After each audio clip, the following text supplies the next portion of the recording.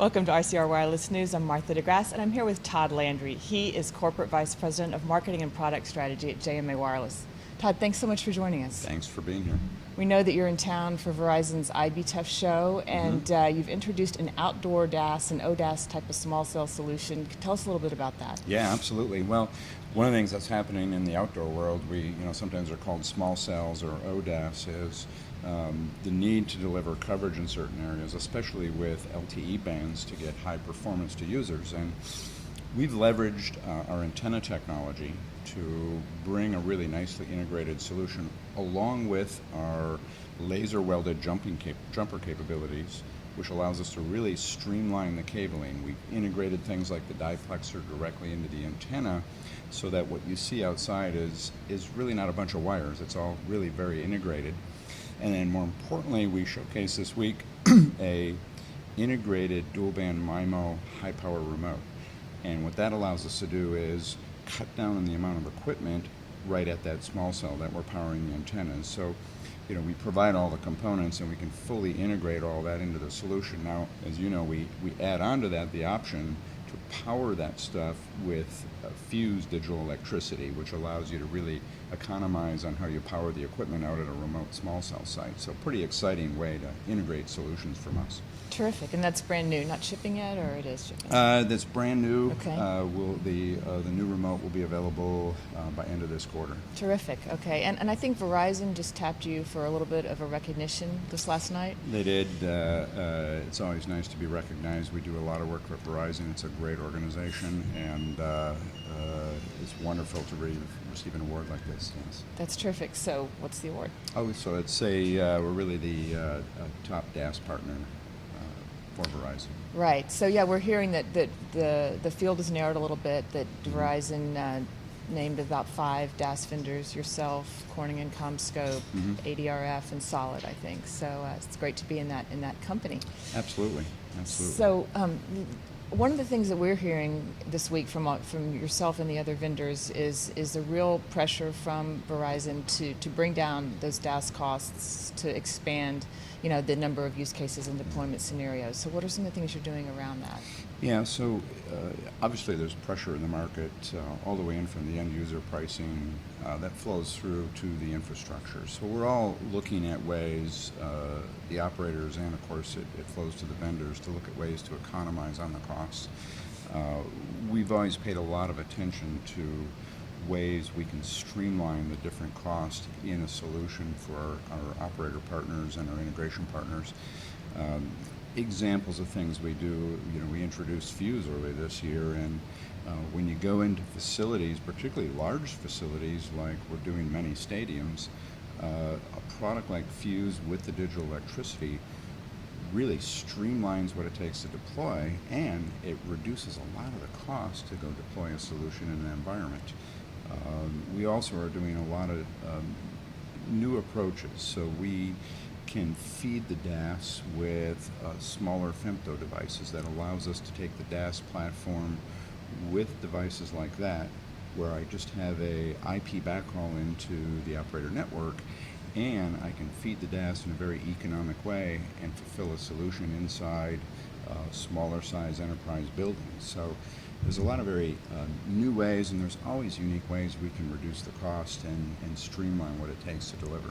So in that scenario you were just describing, you don't really need a big head-end room?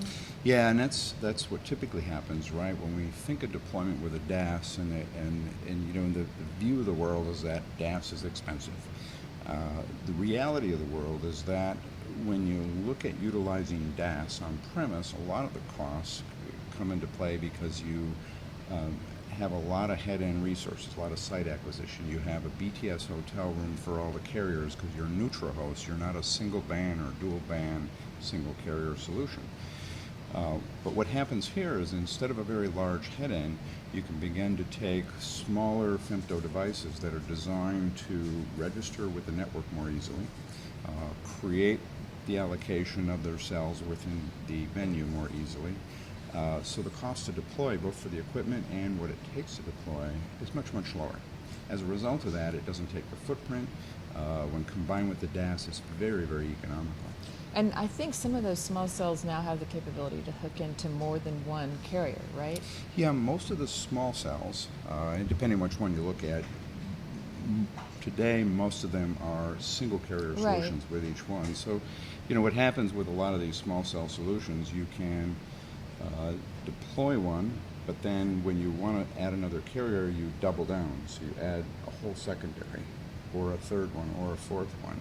So when you think of nodes on a ceiling, and you start to go through a multiple carrier, even two carriers, you end up with a lot of nodes you have to deploy, and that's all dedicated cabling, right? And even if it's Ethernet cable, not running over the enterprise's IP network, so you still have to pull the appropriate cabling. So anybody that compares those costs, I think you really got to get down to the real numbers, all the equipment to actually power it and make it work, all the appropriate cable pulls, and then make sure you're doing a real apples to apples comparison with things like a DAS versus a small cell.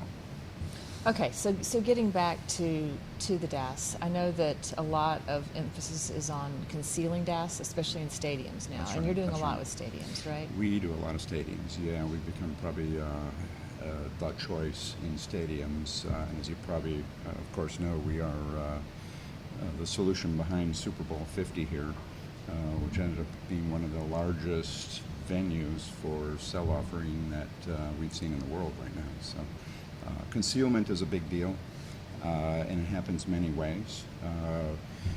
We see it in the form of new technologies from people like people that develop wraps for vehicles are now looking at wraps for equipment that provide new way to conceal things.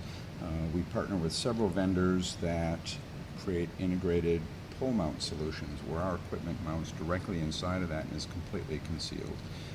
So it's a very important factor because, as you know, people in the environment don't like to see a lot of wires and cell towers and stuff hanging all over the place. So Right, and indoor as well. It seems like Indoor as as the well. size of the venues comes down, concealment becomes more important, It right? really does, especially when you get into indoor environments that have new modern, elegant architectures. World Trade Center. Yeah. We recently did the whole transportation hub there. The Oculus building is a beautiful architecture, and one of the things they were quite sensitive to is they didn't want antennas and things hanging all over the place, so it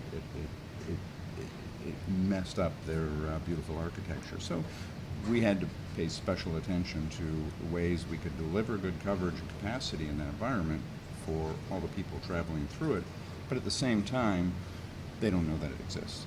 Yeah, hiding in plain sight. Yeah. Okay, so looking forward, what verticals do you think might be big in 2016 besides stadiums? Yeah, so we're seeing a lot in the, I'll call it the mid-range building space. Commercial office buildings is a great example. Coverage has become not just this nice thing to have, it's become on the checklist with electricity and water and things like that. So we're hearing that at the building stage, it's easier to get that funded, but once the building is already built, we're hearing that it's hard to get the enterprise to step up and pay. Well, it could be. So keep in mind that you got to look at it in a couple ways. In a commercial real estate business, there's several enterprises, so you have many Right. different tenants, right? So I think the commercial real estate building owners are looking at it and saying, to attract tenants, this is a mandate, this is a requirement. And we're working with some of the biggest here in the U.S. to establish some standard ways in which you can put in solutions in these buildings so that checkbox and that differentiation is right in there. When you go into a corporate office, of course, then they have to make a decision on how important it is for my business. Now, one of the things I always say, and I always have a discussion with people about, how do the people in your company work? Many people have a phone on their desk, and they almost never pick it up. They Right. will pick up their cell phone and make a call while they're in the office. So and what I'm finding as I talk to CIOs and other IT people is they're saying, I have to start to migrate or start to move my solution for all communications to mobile. and that means truly completely mobile. The PBX inside becomes less important, and mobile coverage and mobile applications becomes more important. Yeah, we're hearing a lot of that. We don't. We're all mobile here. We don't have phones. It's the way to go. Yes. Who All wants right. wires? Well, it takes a lot of wires to do wireless there. That's part of your business, right? That's right. All right, Todd Landry, JMA Wireless. Thank you so much. Thanks, Martha.